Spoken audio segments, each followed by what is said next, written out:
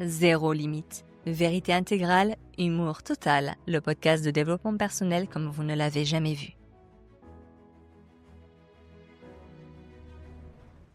Et bienvenue dans votre dose de vérité sans anesthésie. Aujourd'hui, on va s'attaquer au poison délicieux qu'on adore savourer en secret derrière nos écrans. Pourquoi déteste-t-on viscéralement que les autres réussissent ? Le succès d'autrui est devenu le premier facteur de dépression chez ceux qui ont fait du surplace une philosophie de vie. Il faut comprendre que la réussite d'un voisin n'est pas perçue comme une performance, mais comme une insulte personnelle adressée à notre propre flemme. C'est une agression caractérisée. Quand quelqu'un brille, il nous rappelle brutalement qu'on est resté en pyjama à regarder des documentaires sur la vie des loutres au lieu de bâtir un empire. La solution la plus économique pour l'ego n'est pas de se mettre au travail, bah non, c'est trop fatigant, mais de décréter que l'autre est forcément un escroc, un pistonné ou un chanceux qui a vendu son âme au diable pour une villa à Bali. C'est le triomphe du nivellement par le bas. Si on ne peut pas monter au niveau des autres, on va passer notre temps à essayer de scier les pieds de leur chaise. Vous savez, cet ami qui débarque avec une nouvelle incroyable. Le gars, il vient de signer le contrat de sa vie, il a perdu 10 kilos et il rayonne. Et là, le cerveau devient comme un ordinateur qui bug. Le visage fait un effort de gymnastique pour sortir un sourire qui ressemble à une grimace de douleur. Et généralement, la personne dit: «Waouh, génial, c'est cool pour toi, vraiment. Après, fais attention, ne sais pas, ça peut s'arrêter vite», tu sais, ce genre de truc. Un accident est si vite arrivé, mais bon, profite bien du moment. Le profite bien, c'est le baiser de la mort. C'est une manière de dire: «J'espère que tu vas te rétamer demain matin». Ce genre de personne cherche tout de suite la faille.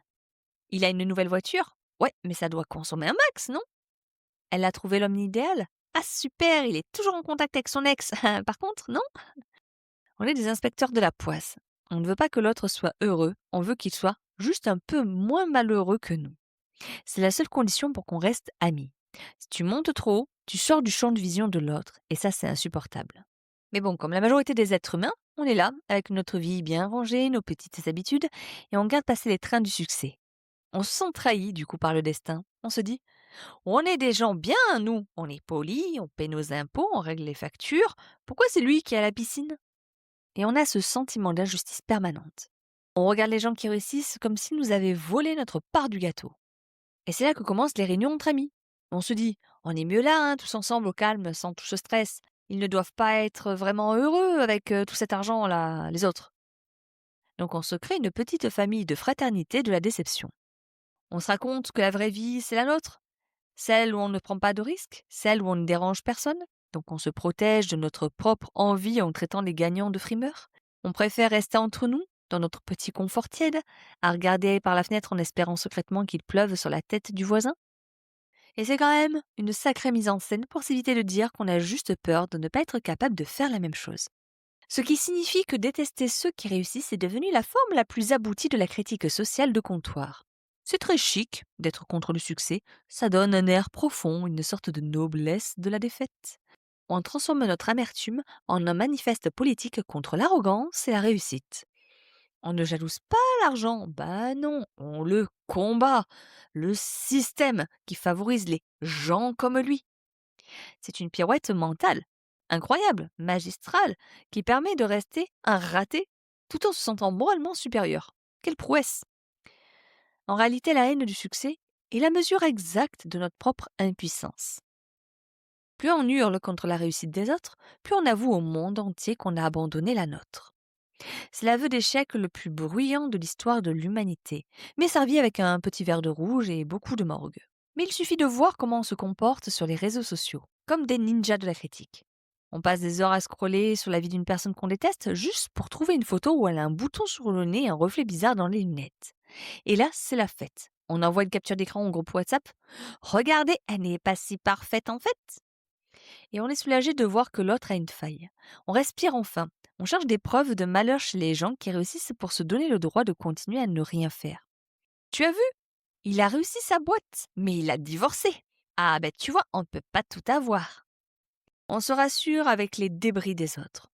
On passe notre temps à épier la vie des gens qui brillent pour essayer d'éteindre la lumière, au lieu d'utiliser cette énergie pour allumer notre propre lampe. On est des voyeurs de la chute. toujours prêt à applaudir quand quelqu'un tombe du piédestal sur lequel on l'a nous-mêmes installé juste pour le plaisir de le voir s'écraser. Donc mon message zéro limite. La haine du succès d'autrui est le symptôme terminal de ta déconnexion avec ta propre puissance.